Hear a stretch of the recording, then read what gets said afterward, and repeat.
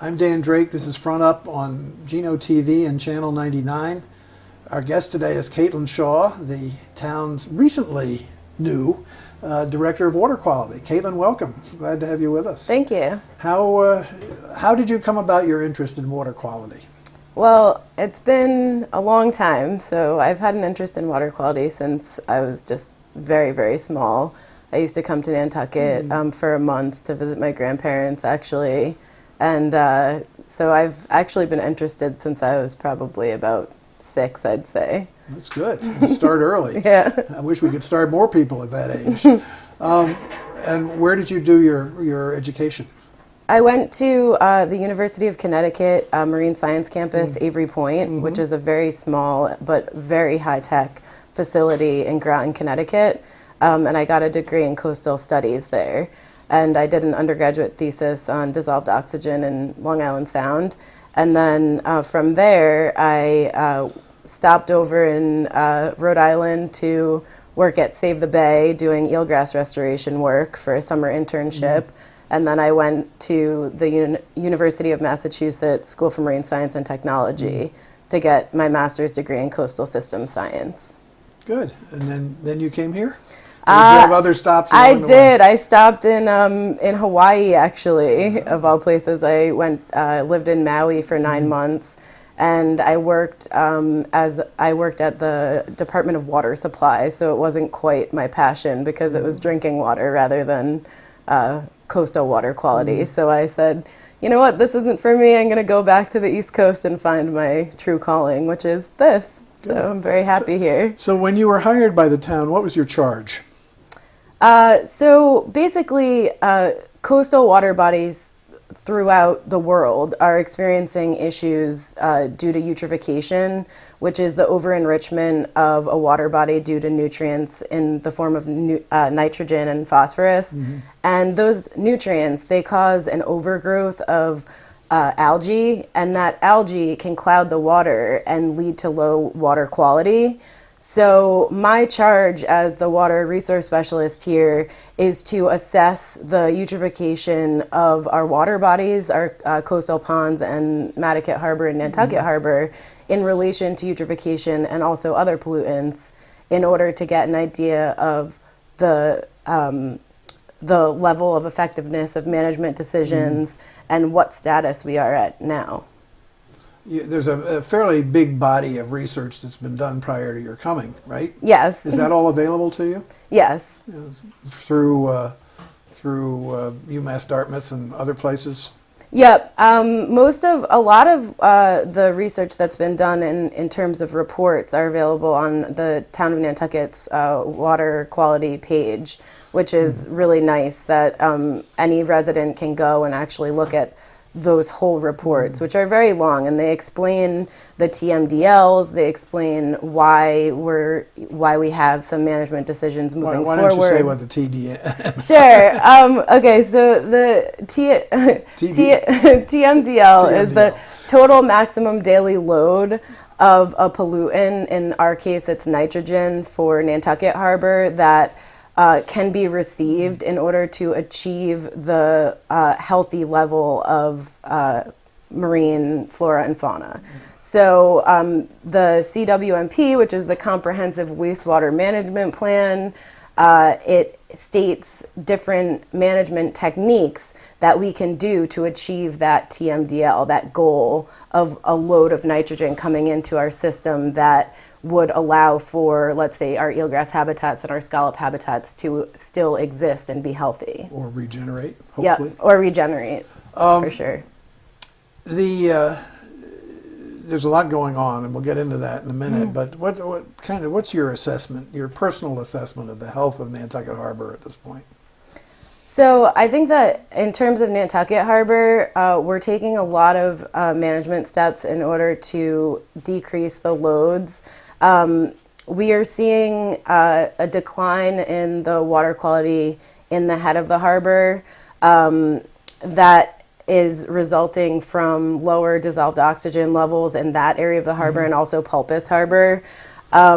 Sometimes you can see kind of up and down variation, and that variation is sometimes due to the temperature regime of one season over another. Last year it was a very warm and very dry season, so we would expect to see a little bit of a lower water quality in terms of the amount of nitrogen and that sort of thing. Because the warmth. Because of the warmth, it drives the phytoplankton growth. It really increases those blooms. But if it's dry, don't you also have a reduction in contribution from natural sources, namely rainwater? Yeah, so whatever was caused by rainwater would be decreased, but yet wastewater and irrigation, which will move the fertilizer contribution, those two things are not going to change. So the stormwater influence might have decreased because it was dry, but in terms of wastewater and fertilizer, people will still be irrigating, and Or people more, are maybe. still using their septic system. So that water is still charging into the system. So what is the plan now? We've just passed the sewers at town meeting and the subsequent vote, the first step of the sewering, Yep. the new sewering project. What else is there out there?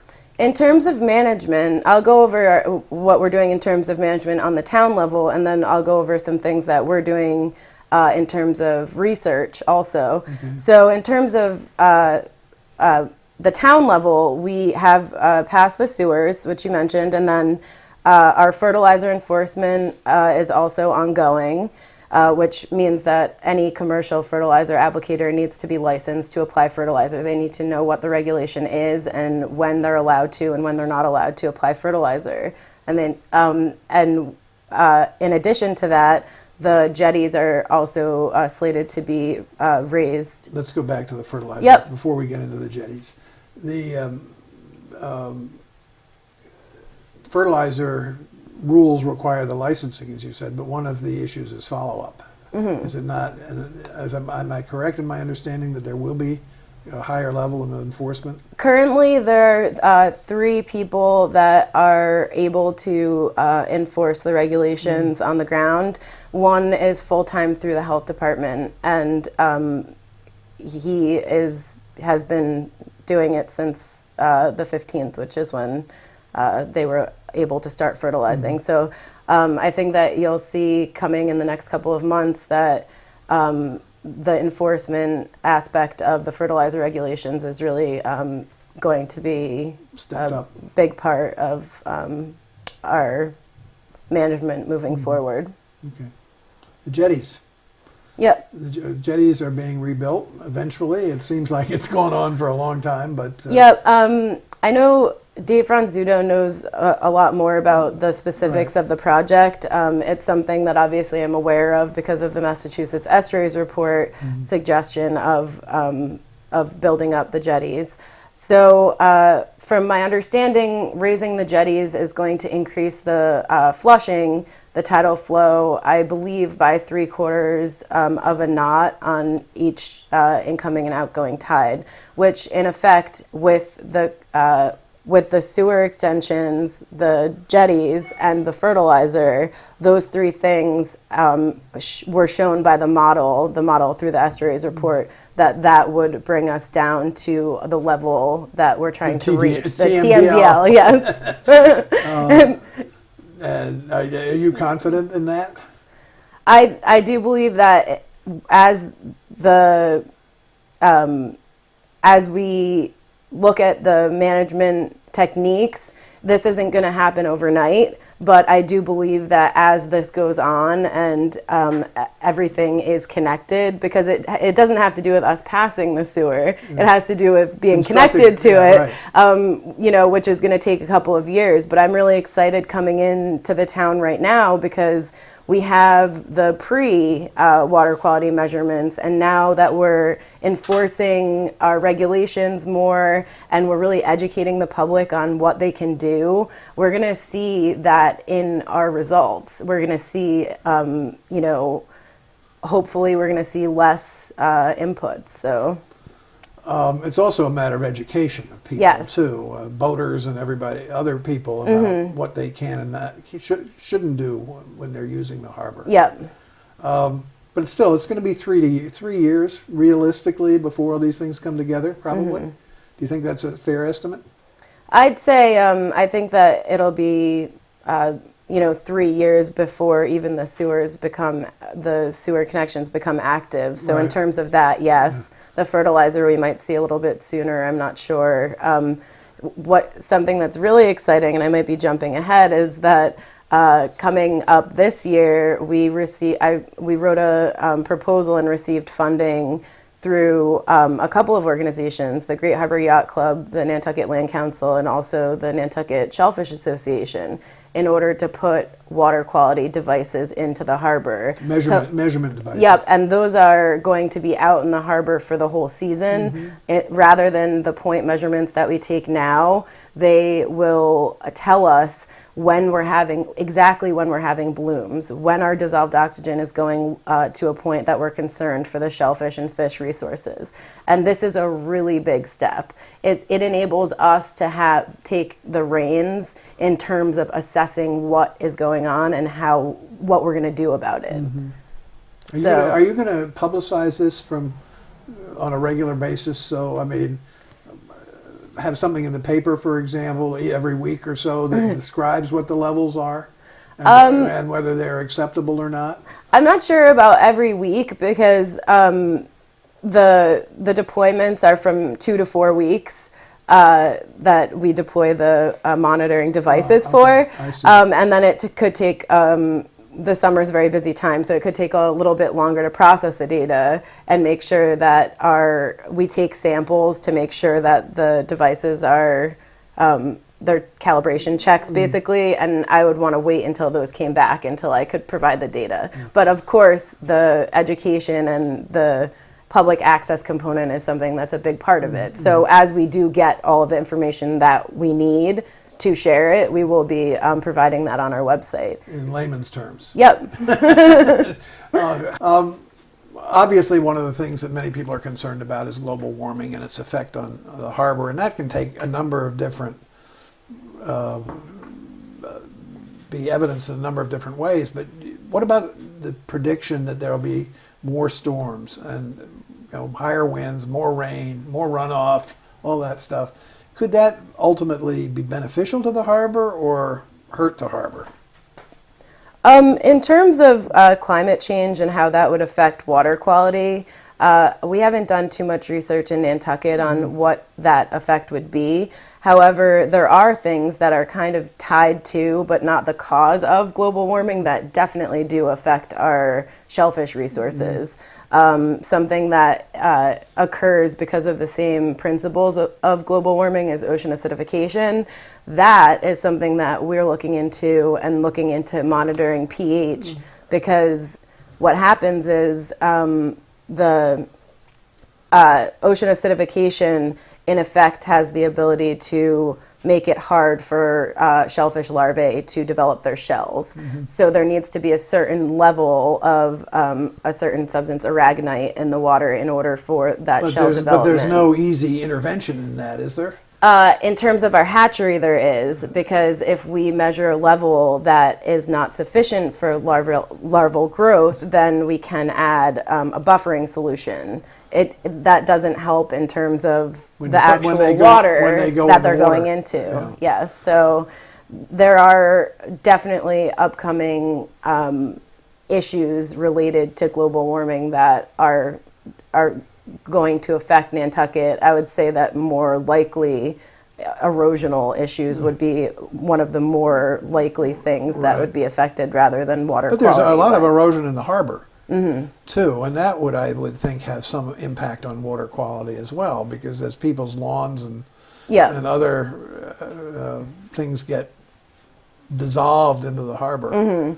Well, in terms of erosion as well, when you see sediment come into the water, it has a similar effect as phytoplankton blooms. It decreases the water clarity, and it can limit the ability for eelgrass to grow. So turbidity is something that we think about, as well as blooms of plant matter. So erosion would definitely There are influence. a lot of moving parts in this. There are so many moving parts in terms of water quality and habitat health.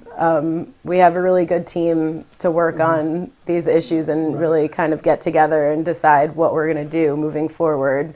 One of my responsibilities is to help with water for the hatchery, so that's another aspect of my position with the town, is helping out with that. So, in what respect? By if it's got too much acid in it, Well, figuring out now that our hatchery is being renovated, Right. figuring out what new techniques we want to use to monitor the water quality of the hatchery, of the intake water that's coming from the water right outside of the hatchery, basically, and monitoring that.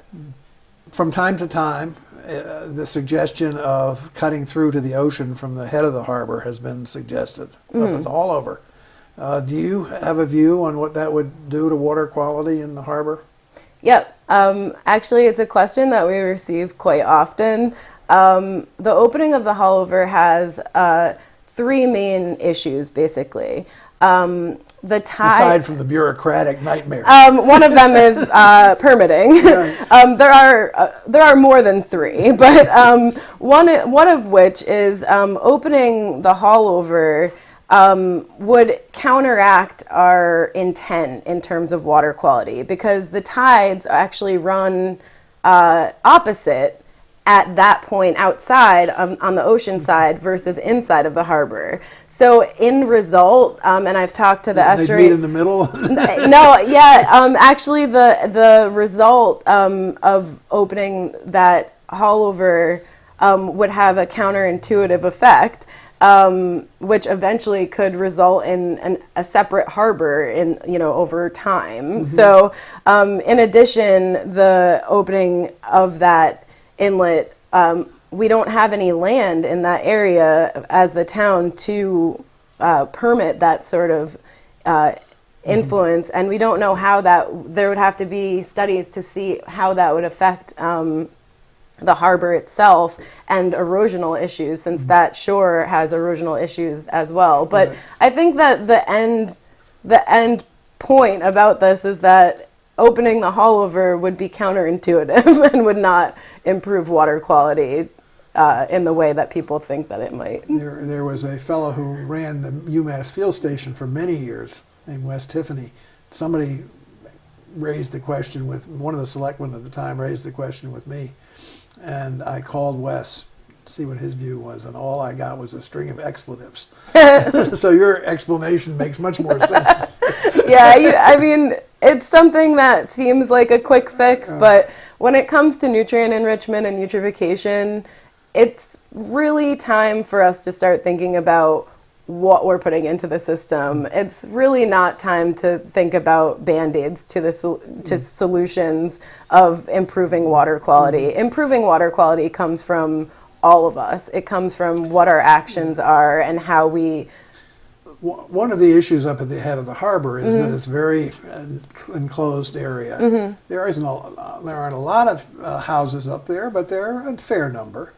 And this sewer project isn't going to reach that far. Well, it actually will. The effect of it will.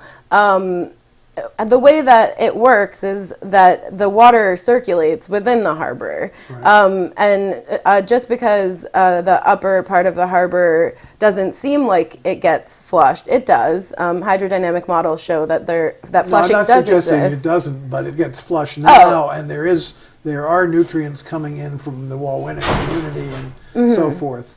And how does that, how is that still going to be helped by the sewering in Shimo and Monomoy and the increased Yes, flush of I believe that it will, because the depositional nature of that basin, the Wauwinet Basin, is such that what we're doing in the whole harbor is affecting that area, because the water is slowing down once it gets this area, and anything contained in the water might be settling out. So if we're putting less nutrients in the water that are driving less phytoplankton growth and so forth, once that water gets into that area, it's not going to have as much as much to deposit in that area. And then, so it's all connected. It's not activities that happen in one part of the harbor are affecting other areas in that harbor as well. Caitlin, thank you very much. We're going to get you back to get a progress report Okay. sometime in the next few months. But, Sounds good. Thank you very much, and good luck to you. Thank you.